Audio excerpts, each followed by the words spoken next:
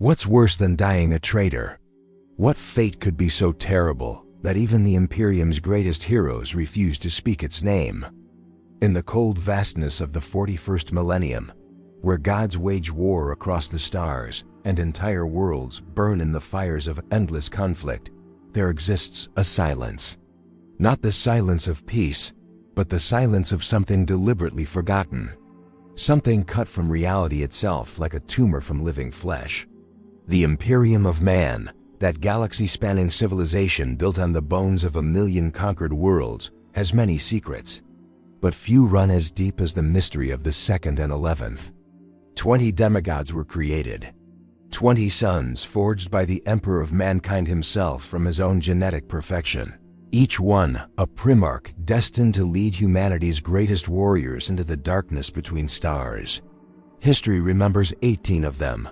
9 remained loyal through the horrors of the Horus heresy. 9 fell to chaos and became the Imperium's most hated enemies. Their names are spoken with reverence or hatred, carved into monuments or cursed in prayers. But 2 names are never spoken at all. The Second and the 11th.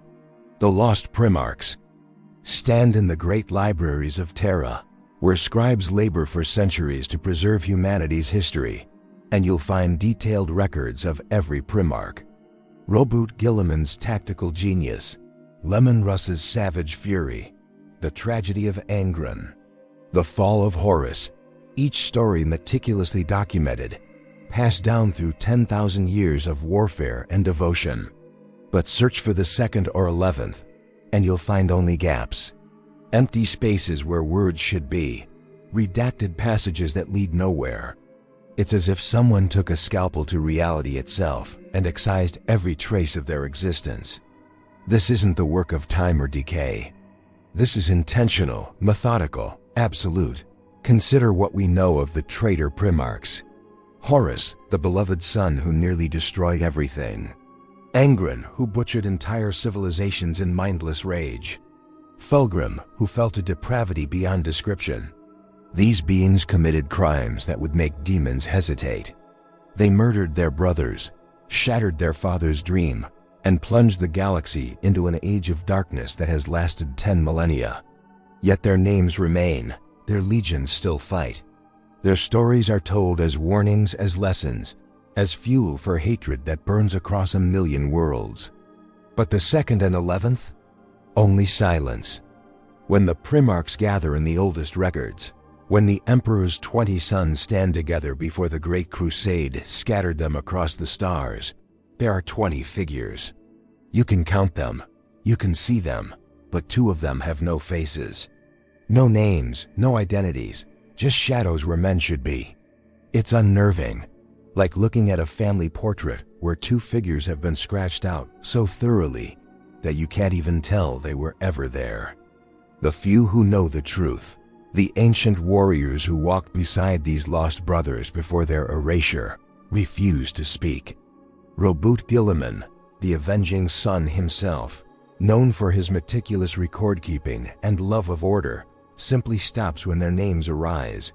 No explanation, no justification. Just silence and a look that suggests some things should not be remembered.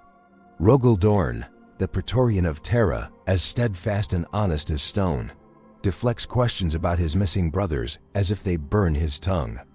Even the word-bearers, who chronicle every slight and heresy, who maintain vast libraries of forbidden knowledge and corrupted truths, have nothing to say about these 2. This is what makes their absence so profound. In a universe where everything is documented, where every battle has 1,000 witnesses and every heresy is cataloged for future generations to condemn, 2 Primarchs simply aren't, not killed in battle, their deaths honored or mourned. Not corrupted by chaos, their falls documented as cautionary tales. Not lost to some accident of fate, their disappearances marked as tragedies. Just gone, erased, unmade. The Legiones Astartes, those superhuman warriors created from the gene seed of the Primarchs, number 18. 2 legions simply don't exist in Imperial records. Their numbers were absorbed by the Ultramarines, scattered among other chapters, their heraldry struck from every banner and monument. Imagine tens of thousands of warriors, each one a legend in his own right, simply ceasing to be. Their achievements deleted. Their sacrifices unremembered. Their very genetic legacy overwritten. This wasn't done carelessly. The Imperium doesn't forget its heroes by accident, and it certainly doesn't forgive its traitors with silence. When a Space Marine chapter falls to chaos, their name becomes a curse. When a world rebels, its coordinates are marked as a warning for 10,000 years. But the Lost Primarchs received neither condemnation nor celebration. They received oblivion. What could they have done to deserve this? What sin is so terrible that even speaking of it threatens the Imperium itself? When Horus's betrayal nearly destroyed humanity, when brother fought brother across 1,000 burning worlds, when the Emperor himself was struck down and entombed in endless torture, all of it was documented. Painful as it is, shameful as it remains, the Horus heresy is taught to every warrior and whispered by every pilgrim. It happened. It cannot be denied. But the crimes of the Second and 11th are denied. More than denied, they're unmade, as if the universe itself has been rewritten to exclude them. This suggests something beyond simple treachery. Beyond even the corruption of chaos, this suggests a threat so fundamental, so dangerous that allowing even the memory of it to exist could doom humanity. There are whispers, of course. There are always whispers. Some say they discovered something they shouldn't have, some truth about the Emperor or the nature of the Imperium that could unravel everything if revealed. Others claim they committed acts so horrifying that even the traitor Primarchs would recoil. Still others suggest they weren't punished at all, but that their erasure was a mercy, a way to spare the Imperium from a threat that neither loyalty nor treachery could contain. But these are just stories told in dark corners, speculation from those who weren't there and can never know. The truth died with those who made the decision to erase them, and those few who survived that decision would rather die than break their silence. In a galaxy where gods are real and entire civilizations can be sacrificed for a single strategic advantage, where the dead can rise and demons walk among men, the Lost Primarchs represent something unique. They represent a line that cannot be crossed, a boundary so absolute that even acknowledging it exists is forbidden. They are the Imperium's deepest scar, the wound that was cauterized so completely that not even a scar remains. And somewhere in the darkness between stars, in the forgotten corners of history where memory itself has been burned away, the truth waits. A truth so dangerous that the Emperor himself, the master of mankind who conquered the galaxy and reshaped reality to his will, decided it must never be known. What did they do? What did they become? What did they discover that made their very existence a threat to everything humanity had built? The answer lies not in what was done to them, but in why it had to be done this way. Because execution is easy. Execution is clean. When a Space Marine turns traitor, you put a bolt round through his skull and move on. When a planetary governor rebels, you reduce his world to ash and make an example that echoes across the sector. The Imperium understands punishment. It has 10,000 years of practice in making examples of those who fail or betray. Death is simple. Death is final. Death can be honored or condemned, but it always leaves a mark. Erasure is something else entirely. Picture the labor involved. Every document that mentions them, every battle record, every strategic analysis, every personal log, all of it must be found and destroyed or altered. Not just on Terra, but across a galaxy spanning hundreds of thousands of light years. Every Space Marine who served with them must be silenced or memory wiped. Every Imperial Army soldier who fought beside their legions must forget. Every remembrancer who chronicled their deeds must have those chronicles burned and their memories suppressed. This isn't the work of days or even years. This is decades of meticulous, systematic obliteration carried out while the Great Crusade still raged, while humanity was still reaching for the stars. The resources required would be staggering. Think of the manpower, the coordination, the sheer will needed to scrub 2 entire legions from existence, while simultaneously fighting a galactic war of conquest. The Emperor himself would have had to oversee it, perhaps even the Sigillite, Malkador the hero, that ancient psyker whose power could unmake minds as easily as storms unmake cities. This wasn't a knee-jerk reaction to some sudden betrayal. This was a calculated, comprehensive operation that treated memory itself as a battlefield. And it worked. Almost perfectly, almost. There are fragments. Tiny, frustrating fragments that survive the purge like shrapnel, embedded too deep to extract without killing the patient. A statue in the depths of the Imperial Palace with 20 plinths, but only 18 names. A ceremony recorded in the most ancient texts where 20 Primarchs stood before the Emperor, though only 18 are named in subsequent accounts. A casualty report from the Great Crusade that lists reinforcements from a legion that officially never existed. These aren't mistakes, these are scars. Places where the knife that cut them from history didn't quite reach, leaving phantom traces of something that once was. In the deepest vaults of the rock, the Dark Angel's fortress monastery, there are interrogation chambers where the fallen are broken and forced to confess their sins. These traitors from the distant past, these corrupt remnants of a legion's shame, will speak of anything under torture. They'll reveal the locations of hidden bases, name their fellow traitors, confess to atrocities that would make demons proud. But ask them about the Lost Primarchs, and they fall silent. Not with defiance, with fear. As if speaking those names might summon something worse than death, worse than damnation itself. The Blood Angels keep a remembrance hall where every brother who has fallen in 10 millennia of warfare is honored. Tens of thousands of names etched in gold, each one a hero, each one remembered. But the chronology has gaps. Decades where no deaths are recorded, yet the chapter's numbers remained constant. Centuries that simply don't exist in their records, as if time itself skipped forward. When pressed, the oldest members of the chapter, those ancient warriors who have walked through fire for thousands of years, simply shake their heads. They were not there, they say. Or perhaps they were, but those years belong to a story that is no longer told. Roboute Guilliman once said something to his equerry, Ventinus, during the dark days of the Horus heresy. They were discussing the nature of loyalty, the weight of brotherhood, the pain of watching the Imperium tear itself apart. Ventinus asked why 9 Primarchs could fall to chaos, why such perfect beings could be corrupted, and Guilliman's response was chilling. He said the lost were not the lucky ones. He said what happened to them was worse than corruption, worse than death.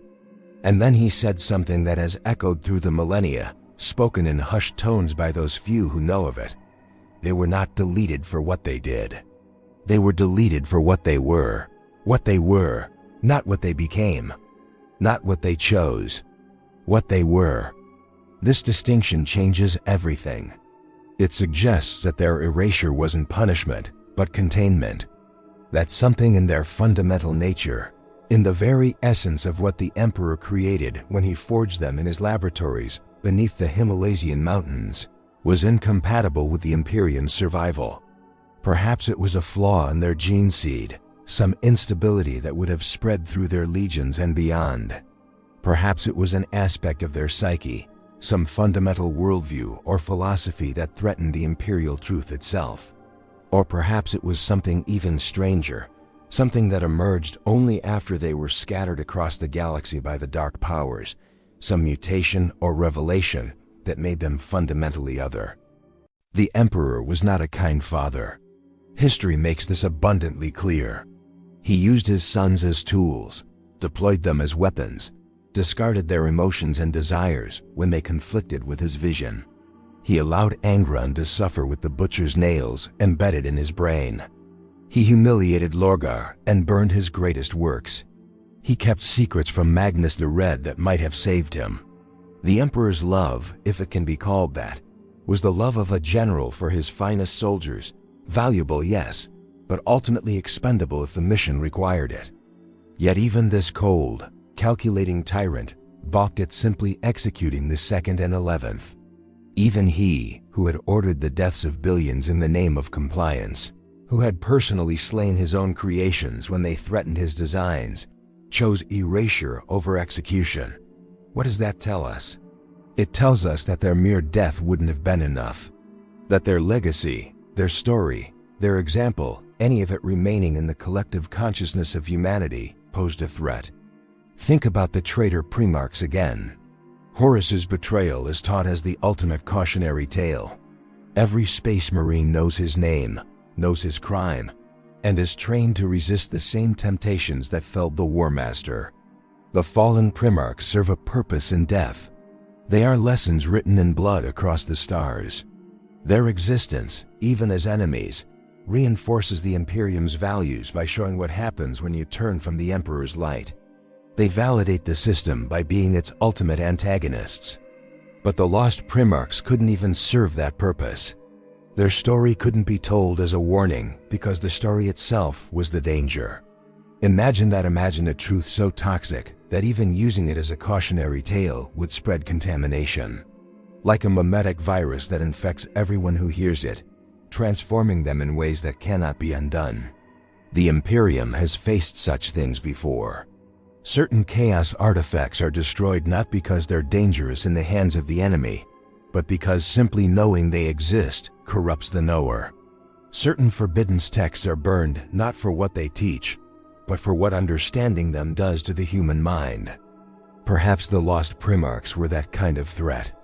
Perhaps what they discovered, or what they became, or what they represented was an existential hazard to the Imperium's very foundation. And if that's true, then their erasure wasn't cruelty. It was mercy. Mercy for humanity. Protection from a truth that would shatter everything the Emperor had built. Better to have a mystery, a gap in the records, than to have the truth spreading like plague through the stars. In the endless corridors of the Black Ships, where psychers are transported to Terra for the soul binding or to feed the Emperor's endless hunger, there are sometimes whispers. Psychers, those touched by the warp, sometimes see things they shouldn't. Glimpses of possible futures, echoes of erased pasts, truths that bleeding through the cracks in reality. Some of them, just before they're processed, speak of brothers who never were. Of legions that marched in dreams. Of two shadows that stand beside the Emperor in visions, massive and terrible and wrong. And then they're taken away, and if they survive the soul binding, they never speak of it again. The memories are gone, burned away by the psychic surgery that chains them to the Emperor's service. This is the true horror of the Lost Primarchs. Not that they were killed, not even that they were erased, but that their erasure was necessary. That somewhere in the calculus of the Emperor's grand design, two of his son's beings he created with his own hands, imbued with fragments of his own power, raised as the finest examples of what humanity could become, were deemed too dangerous to be remembered. That the Imperium, for all its talk of honoring heroes and damning traitors, found something in them that transcended those categories entirely. And here's what should truly chill you to the bone: the Imperium succeeded. For 10,000 years, through civil war and alien invasion, through the splitting of the galaxy itself and the return of Roboute Guilliman from his deathless sleep, the secret has held. The silence remains unbroken. Whatever they were, whatever they did, whatever truth they represented, it stays buried. The scalpel that cut them from history was wielded with such precision that even now, even with chaos gods walking among men and demons, tearing reality apart at the seams, no one speaks their names. But silence, like all things in the grim darkness of the 41st millennium, is never perfect. There are those who remember, ancient beings who walked in those early days. The Emperor himself rotting on his golden throne. Perhaps some of the oldest chaos entities, those that witnessed the Primarchs' creation and scattering. And in their memories, in the spaces between what is said and what is known, the truth persists, waiting, patient as the grave. Because here's what the Imperium doesn't want you to understand. Here's what makes the Lost Primarchs more than just a historical mystery. The reason they were erased, the specific and terrible reason that justified this unprecedented act of universal censorship, isn't just about what happened in the past. It's about what could happen again. The gene seed doesn't forget. While scribes burned records and Melchidor the Sigillate scoured minds with psychic fire, while the emperor himself commanded that history be rewritten, there was one archive that couldn't be completely purged. The biological legacy encoded in the genetic material of the Space Marines themselves. Every Astartes carries within him a fragment of his Primarch's essence, written into every cell, shaping not just his body but his mind, his instincts, his very soul. And genetic memory, unlike parchment and data slate, cannot simply be burned. The Ultramarines absorbed the remnants of the lost legions. This much can be pieced together from the gaps in their records, from the sudden and inexplicable swelling of their numbers during the Great Crusade. Roboute Guilliman's legion grew from approximately 250,000 warriors to nearly twice that size in a remarkably short period. New chapters, new companies, warriors who appeared with no clear origin and were folded seamlessly into the ranks of the 13th Legion. The official records say nothing of this. But numbers don't lie, even when the accountants do. These warriors didn't just bring their weapons and armor, they brought their gene seed. And gene seed carries more than just physical traits. It carries the shadow of the Primarch from whom it was derived. The Blood Angels feel the rage and sorrow of Sanguinius burning in their veins. The Space Wolves howl with the feral spirit of Lemon Russ. Every legion bears the mark of their father, written in genetic code that predates language itself. So what happened when the Ultramarines integrated warriors bearing the gene seed of the 2nd or 11th? What traces remained, hidden in their biology, waiting? There are reports, scattered across millennia, of Ultramarine successors exhibiting strange behaviors. Chapters that develop mutations that don't match Guilliman's lineage. Battle brothers who manifest psychic abilities despite coming from a stable, non-psychic gene line. Entire companies that vanish during crusades, their last transmissions filled with strange words and languages no Imperial scholar recognizes. These incidents are rare enough to be dismissed as anomalies, common enough to form a pattern if anyone bothered to look, but no one does. Because looking means questioning, and questioning means remembering. And remembering the Lost Primarchs is forbidden. The Primaris Space Marines, those enhanced warriors that Archimagos Belisarius Call created during his 10,000-year labor, represent something unprecedented.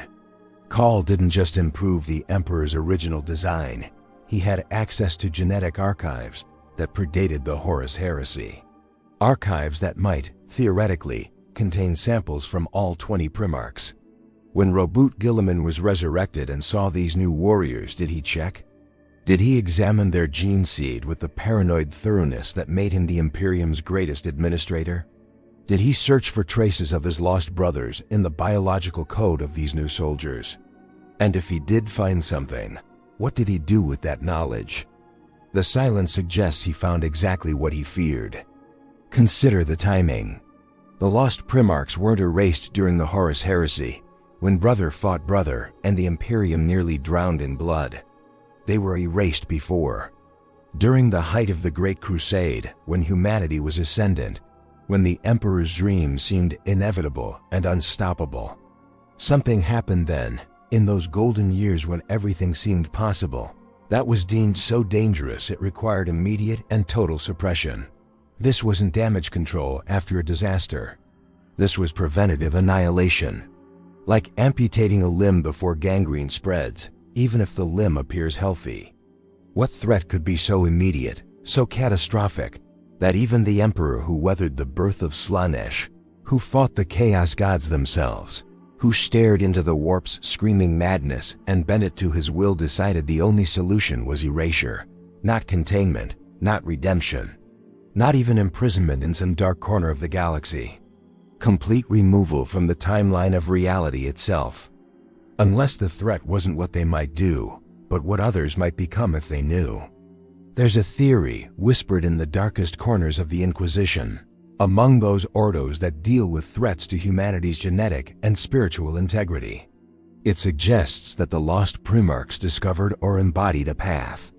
A third option between loyalty to the Emperor and corruption by chaos, a way of being that existed outside the binary that has defined the Imperium for 10,000 years. And that this possibility, this mere existence of an alternative, was so fundamentally dangerous that even acknowledging it as possible would fracture the imperial cult beyond repair. The Imperium is built on absolute dichotomy. You are loyal or you are traitor. You serve the Emperor or you serve darkness. There's no middle ground, no gray area, no third path. This binary is the foundation of everything, of faith, of law, of the endless war that sustains the Imperium's existence. But what if the Lost Primarchs found that gray area? What if they proved it could exist? What if they stood as living evidence that the Emperor's grand design wasn't the only possible future for humanity? That would be unforgivable. Not because it was evil, but because it was possible.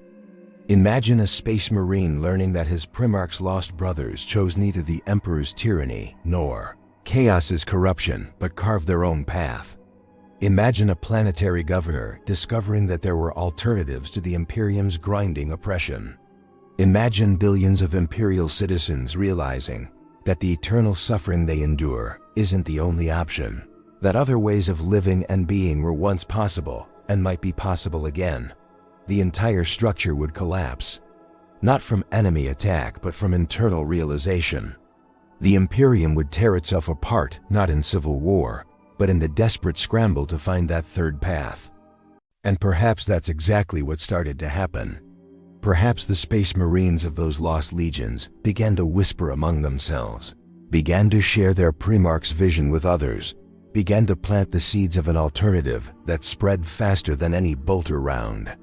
Perhaps the Emperor saw his great crusade fracturing not into two sides, loyal and traitor, but into 1,000 fragments, each one pursuing its own interpretation of what humanity could become. Unity through diversity rather than uniformity. Freedom through choice rather than obedience. For a tyrant, even a well-meaning one, even one who genuinely believed his way was humanity's only salvation, this would be the ultimate threat. Because you can fight an enemy. You can crush a rebellion. You can burn a heretic. But you cannot fight an idea whose only crime is existing. You cannot crush the mere possibility of alternatives without destroying the minds of everyone who might think of them. So the Emperor did the only thing he could do. He made it so the idea never existed. He erased not just the Primarchs themselves, but the very concept they represented. This explains the exhaustive, obsessive thoroughness of their deletion. It wasn't about hiding a failure or covering up a crime. It was about preventing a philosophical contagion from spreading through humanity at the exact moment when humanity was most vulnerable, when it was unified, expanding, powerful enough to actually choose a different path. The Emperor needed every human soul marching in the same direction, believing in the same truth, fighting for the same future. He couldn't afford dissent, especially dissent that came from his own sons, the living symbols of his power and wisdom. So he made them not exist. And in doing so, he made a choice that has defined the Imperium ever since. He chose security over truth, control over freedom, survival over meaning. And 10,000 years later, that choice has calcified into doctrine, into law, into the fundamental structure of human civilization across the galaxy. But here's what makes this truly terrifying. What elevates the Lost Primarchs from historical footnote to existential crisis. Roboute Guilliman knows. The returned Primarch, the avenging son, the Lord Commander of the Imperium, he walked through those days. He witnessed whatever happened. He helped oversee the integration of his lost brother's warriors into his own legion. He participated in the erasure, perhaps even understood why it was necessary. And now he rules an Imperium that is failing, where the Emperor's dream has curdled into nightmare, where humanity suffers under the weight of its own orthodoxy, where the rigid adherence to a single path has led to stagnation, corruption, and slow decay. Guilliman sees this. In his private moments, in his conversations with those few he trusts, he admits it. The Imperium is rotten. It's dying. It's everything he fought to prevent. So what does he do with the knowledge of what his lost brothers represented? Does he wonder, in the darkness of his chambers, if they were right? Does he question whether the erasure was necessary or whether it was the beginning of the Imperium's slow suicide? Does he see in their silenced example a warning of what happens when you destroy alternatives and force everyone down a single path, no matter how noble the intention? He has to. Because Roboute Guilliman isn't a fanatic. He's a pragmatist, a builder, a man who believes in what works rather than what feels righteous. And what he's returned to doesn't work. It's sustained only by inertia and the impossibility of imagining anything else. The very condition the Emperor created when he erased the possibility of alternatives all those millennia ago. The Lost Primarchs aren't just ghosts of the past. They're prophecies of the present. Their erasure wasn't just about stopping what they represented then. It was about ensuring that no one ever would be able to imagine that humanity could be anything other than what the Emperor decreed. And in succeeding at that goal, the Imperium locked itself into a trajectory that leads nowhere but extinction. In the cold mathematics of survival, the Emperor's calculus made sense. Preserve unity at any cost, because division means death. But what happens when that unity becomes more destructive than any division? What happens when the cure becomes the disease? These are the questions that Guilliman cannot ask aloud, cannot even think too clearly, because thinking them means acknowledging that his lost brothers might have been deleted for being right rather than wrong. And that thought alone is heresy of the highest order. Not because it's false, but because it might be true. There's a reason the Inquisition exists. Not just to hunt witches and burn heretics, but to police thought itself. To ensure that certain questions never get asked, that certain possibilities never get explored, that the boundaries of acceptable belief remain rigid and absolute. The Inquisitors who operate at the highest levels, those who have access to the most forbidden archives, sometimes encounter references to the Lost Primarchs.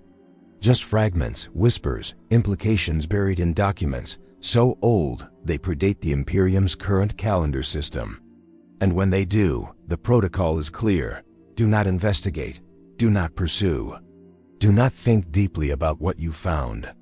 Report it, seal it, forget it. Because investigation leads to understanding.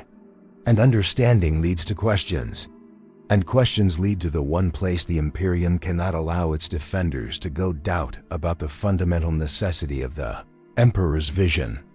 Yet in the 500 years since the opening of the Great Rift, since Guilliman's return, something has shifted. The galaxy has been literally torn in half. Demons walk on paradise worlds. Entire sectors have fallen into temporal anomalies where time moves differently or not at all. The Astronomicon flickers and fails in regions of space, leaving thousands of worlds isolated in darkness. The Imperium is bleeding from 1,000 wounds, and for the first time in 10 millennia, its survival is not guaranteed, but desperately uncertain. In this chaos, in this unraveling, old seals begin to crack. Old protocols break down. Old secrets start to leak. There are Space Marine chapters now, successor chapters of the Ultramarines whose gene seed carries those diluted traces of the Lost Primarchs that experience what they call the empty dreams.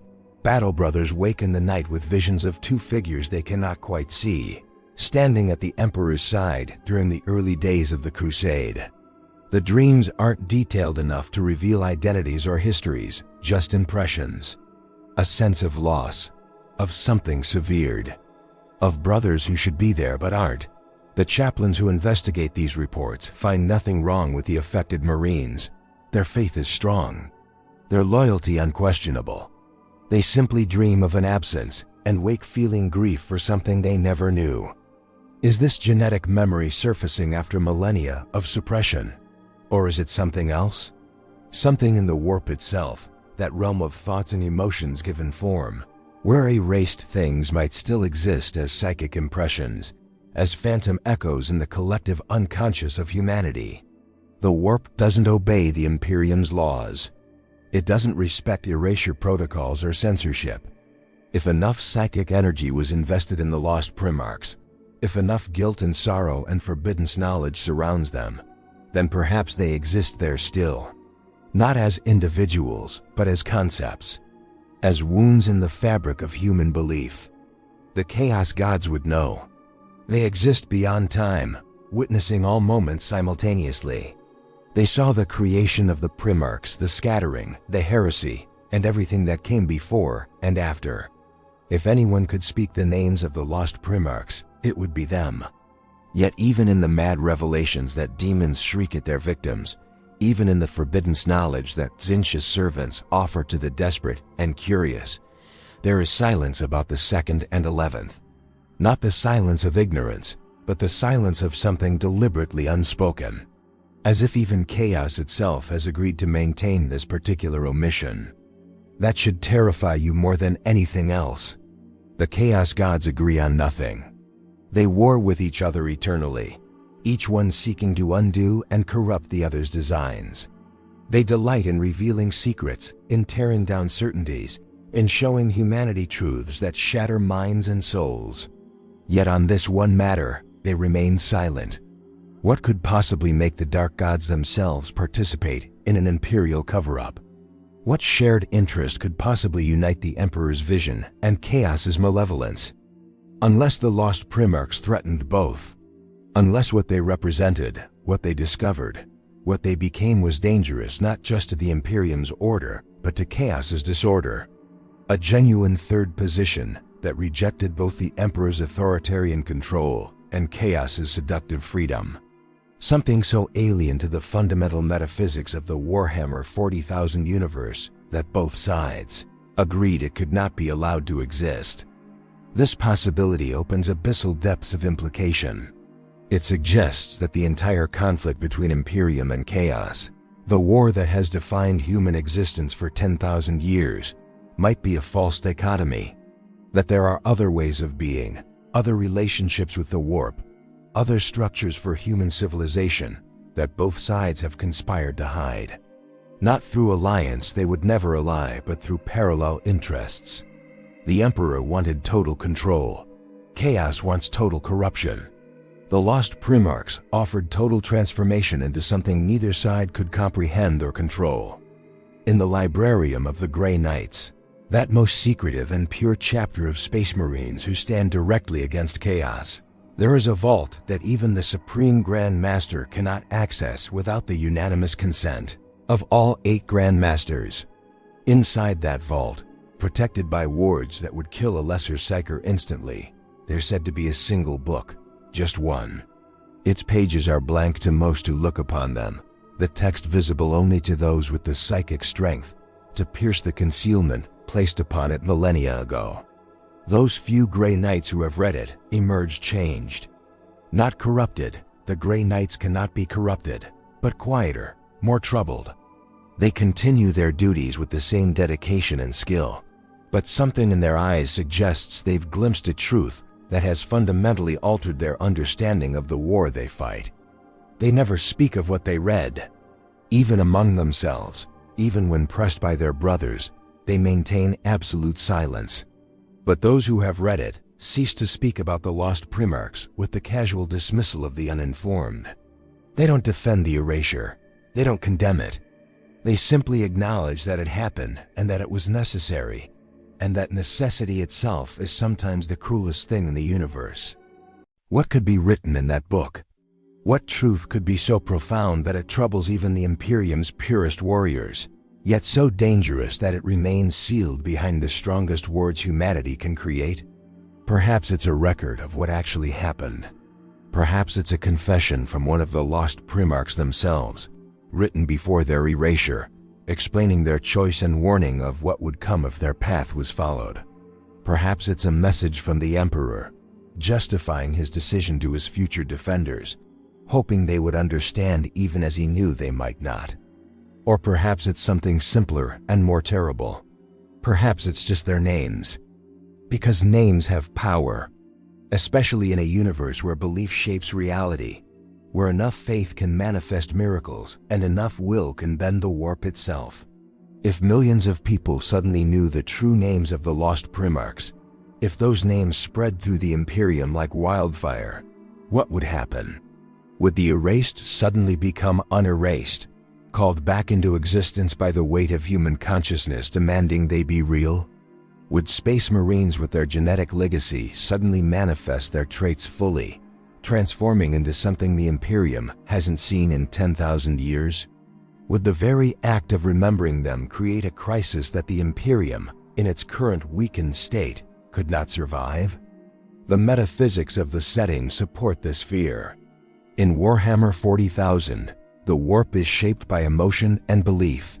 The Chaos Gods exist because enough sentient beings feel rage, despair, desire, and ambition. Saints manifest when enough faithful believe in their intercession.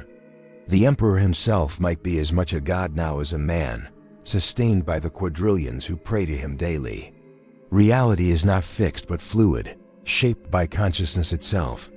So what happens if that consciousness is suddenly forced to accommodate two erased Primarchs?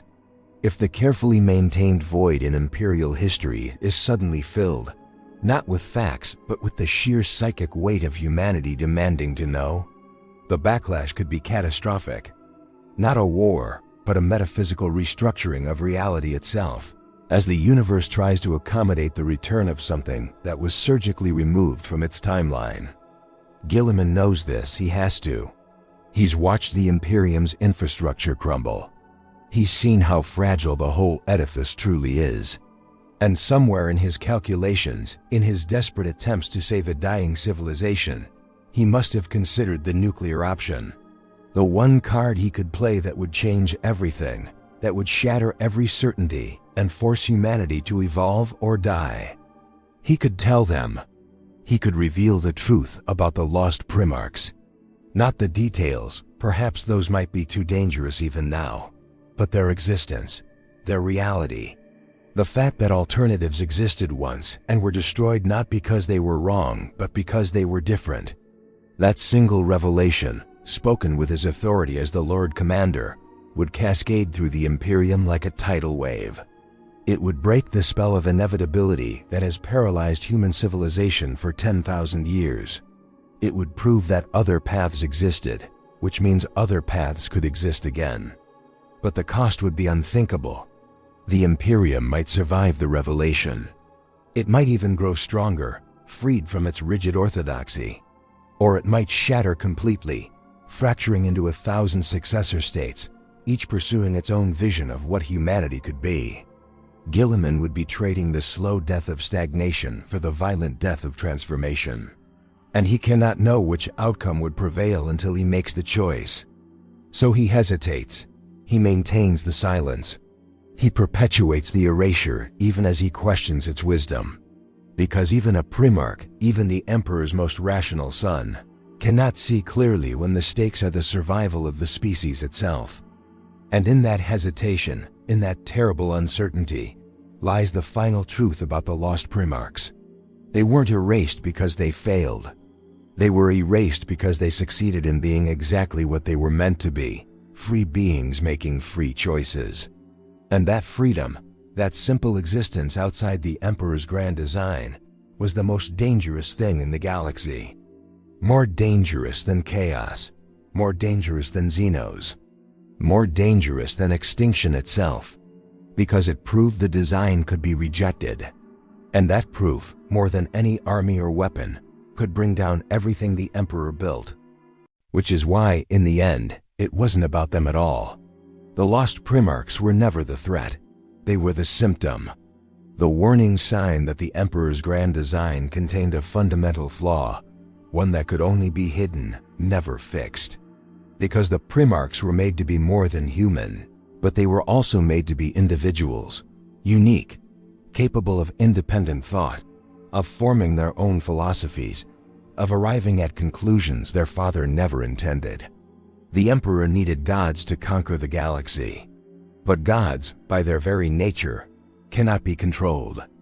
20 divine sons, 20 different interpretations of what humanity should become.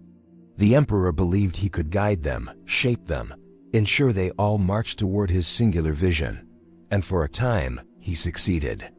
But the Second and Eleventh proved what the Horus heresy later confirmed on a catastrophic scale, that creation, once given consciousness and will, cannot be perfectly controlled.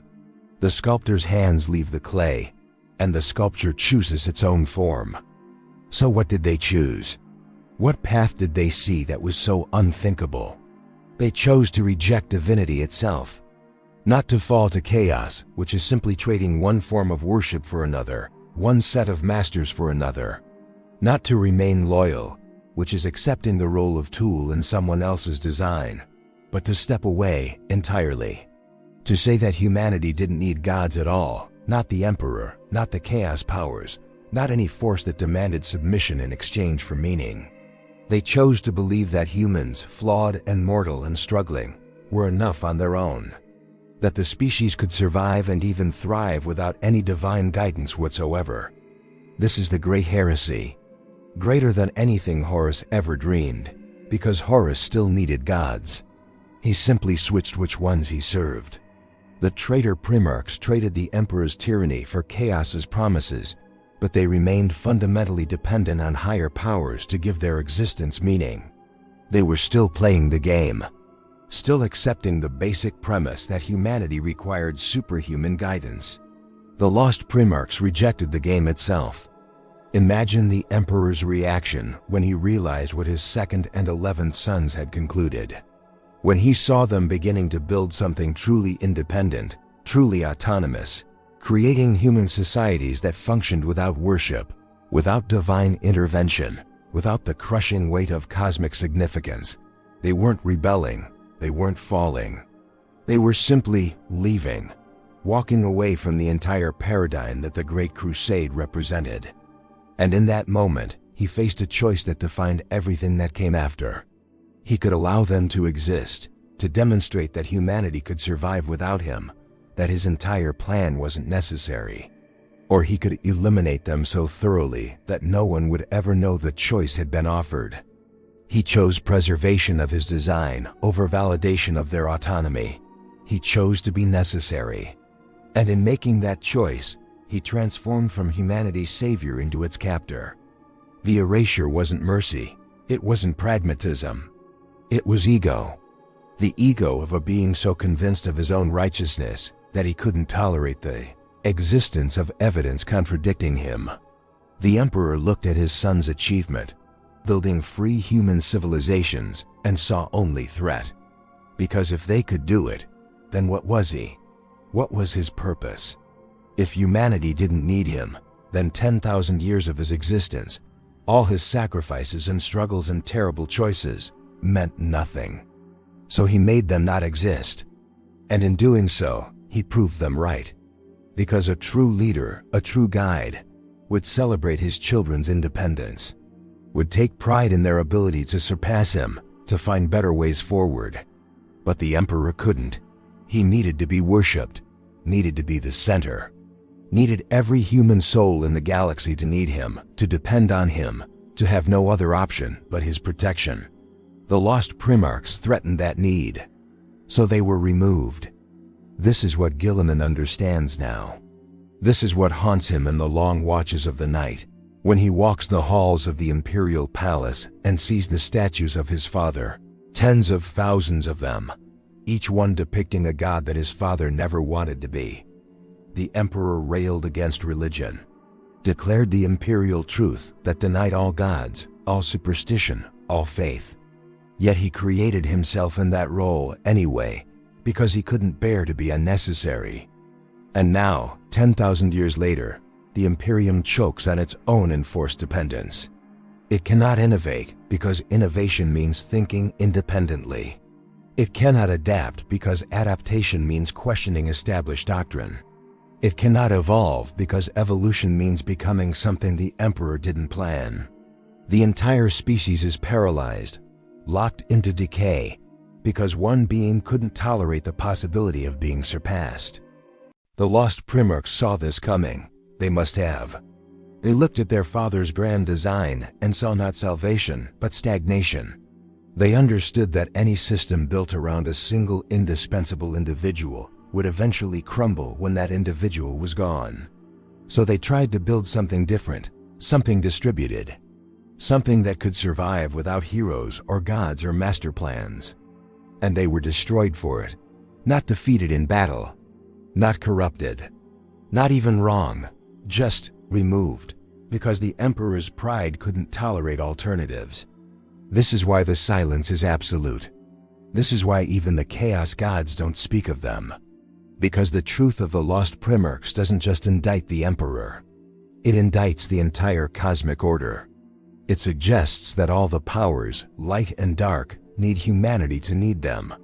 That worship and corruption are both forms of the same dependency.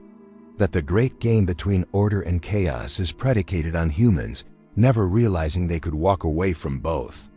The Second and 11th tried to walk away, and reality itself conspired to forget them. But here's what they couldn't erase. Here's what survives despite everything. The possibility, the idea. The seed that once planted in the mind cannot be fully removed. Because we're talking about them now. We're thinking about them.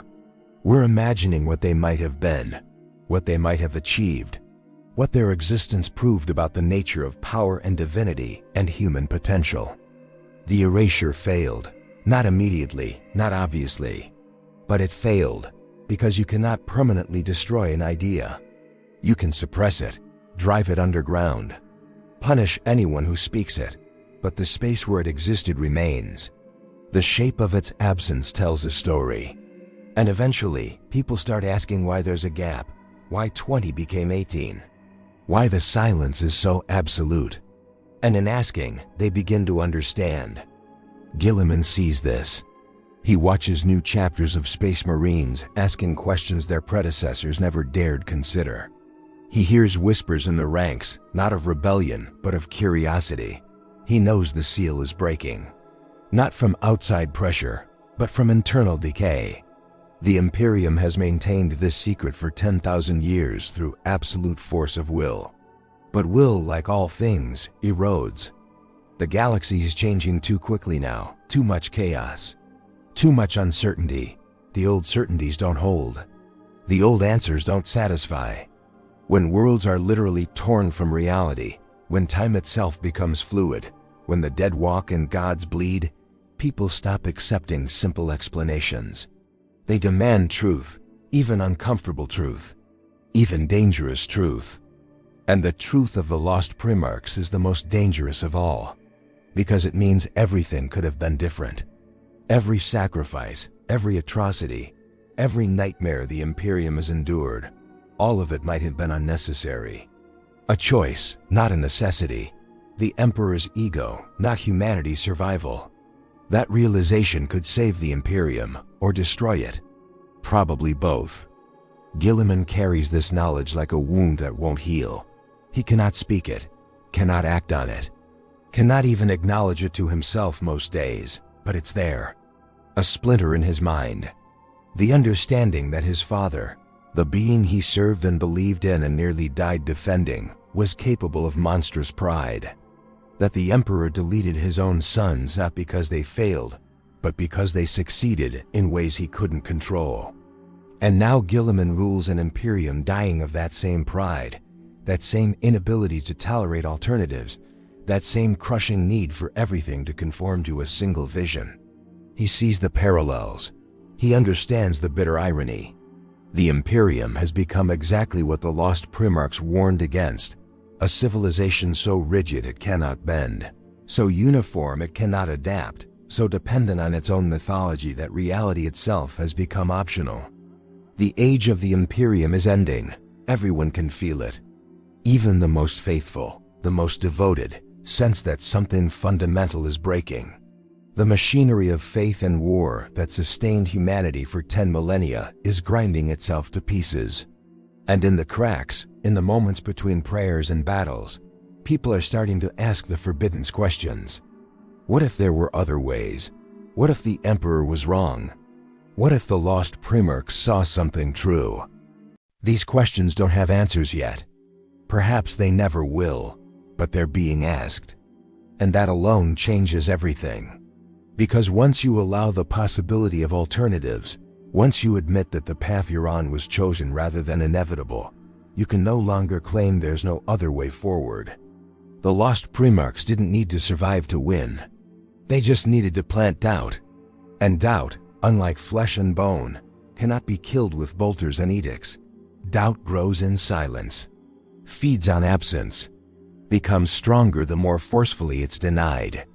For 10,000 years, the Imperium has denied them, and in doing so has ensured their ultimate victory. Because in the end, this was never really about two missing Primarchs. It was about what humanity does when confronted with uncomfortable truths, how we choose what to remember and what to forget, how we decide which stories get told and which get buried so deep that even their graves disappear.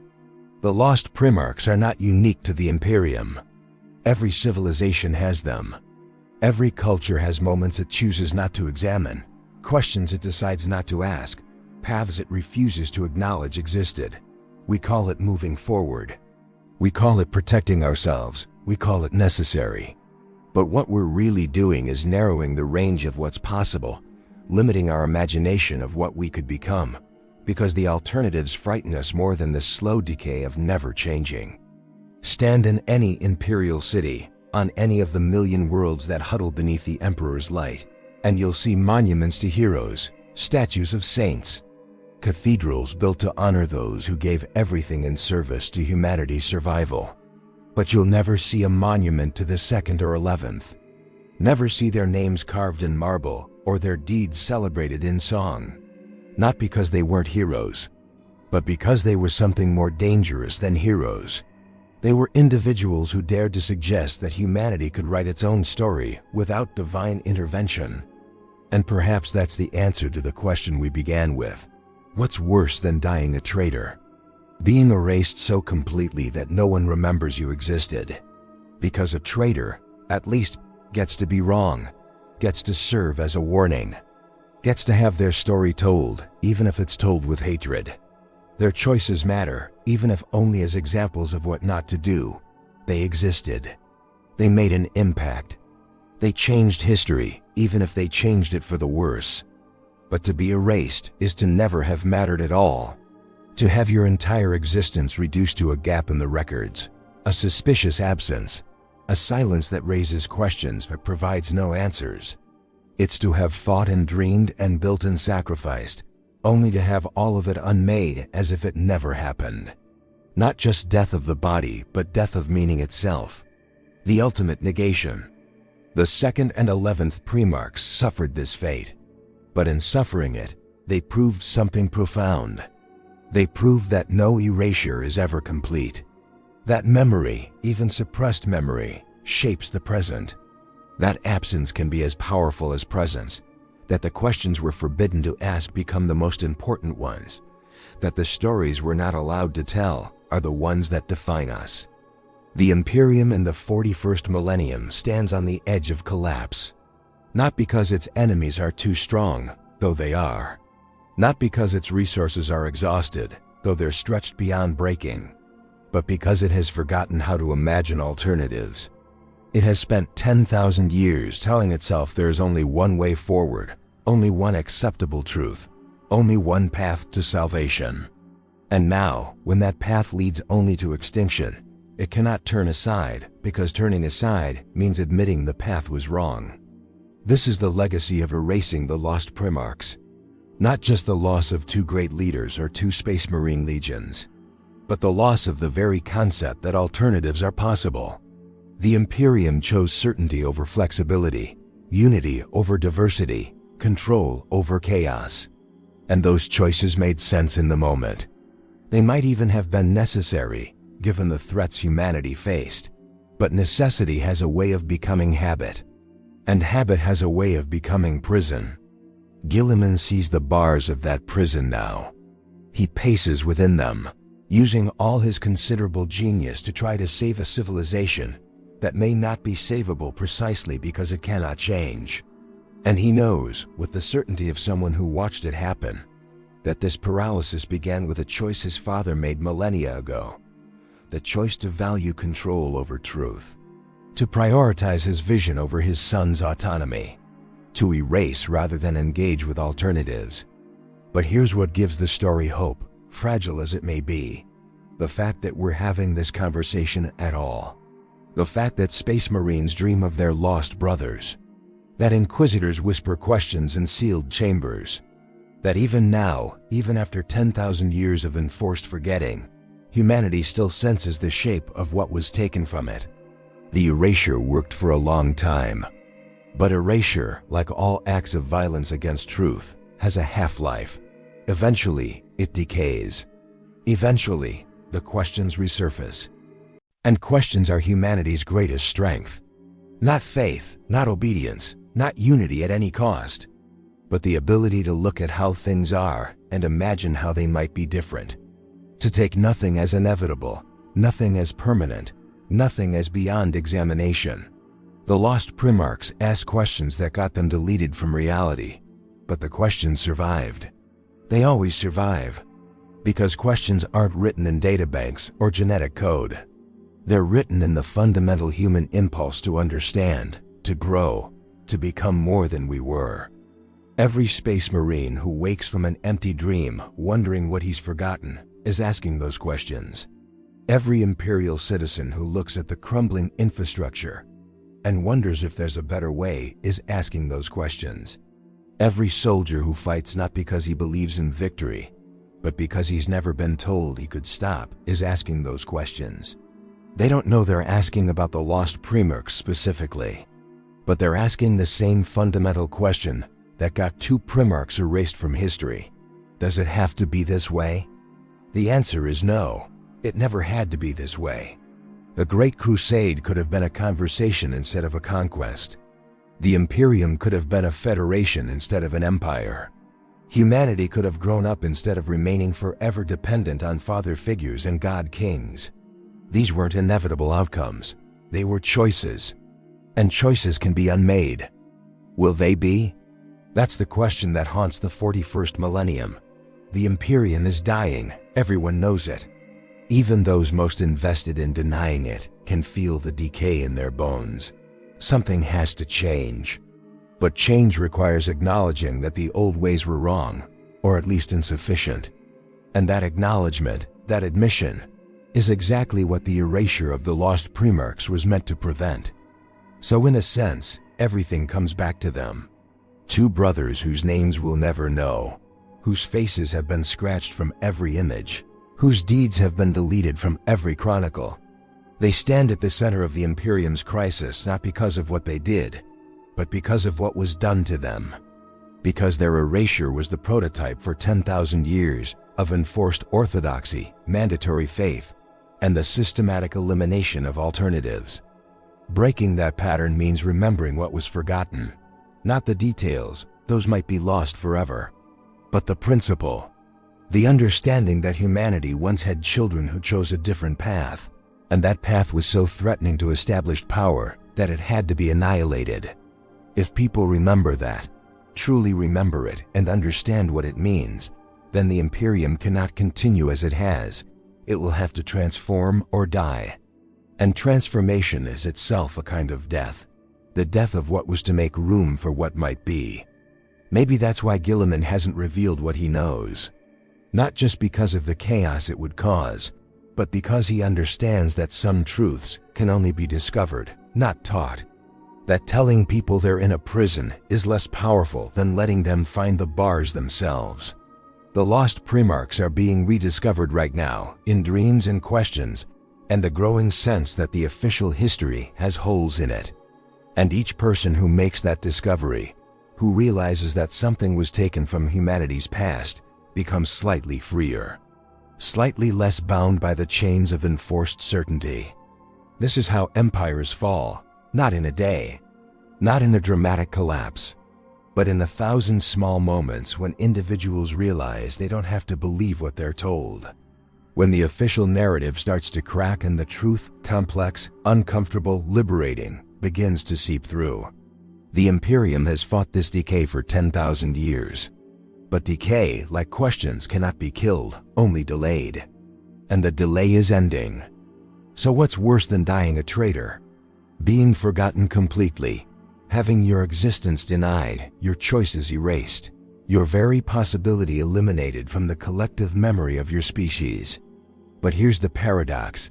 In being forgotten so thoroughly, the Lost Primarchs became unforgettable. Their absence echoes louder than most presences. Their silence speaks more eloquently than volumes of recorded history. They haunt the Imperium not despite their erasure, but because of it. And perhaps in the end, that was their victory. Not to be remembered as individuals, but to leave a wound in history that never quite heals. A reminder, written in negative space, that alternatives existed once and could exist again. That no matter how thoroughly you try to erase a truth, the shape of that erasure becomes its own kind of truth. That forgetting is never complete, and memory is never entirely controlled. The Second and 11th Primarchs are gone. Their names are lost, their stories deleted, their very existence reduced to a mystery that may never be solved. But they won anyway, because we're still asking about them, still wondering, still imagining what they might have been and what their existence might have meant. And in a universe where belief shapes reality, where enough imagination and will can remake the very fabric of existence, asking those questions might be enough to bring their vision back. Not the Primarchs themselves, they're beyond resurrection, but what they represented, the possibility of choice, the right to forge your own path, the freedom to become something your creators never imagined. That possibility can never truly be erased, no matter how many records are burned or memories suppressed, because it's written into the human spirit itself, that stubborn refusal to accept limits, that endless hunger for something more. The Lost Primarchs knew this, they must have. And knowing it, they walked forward anyway, into erasure, into oblivion, into 10,000 years of being less than a memory. But they left us a question. The most important question. What else have we forgotten? What other possibilities were taken from us before we knew they existed? And what would we become if we remembered?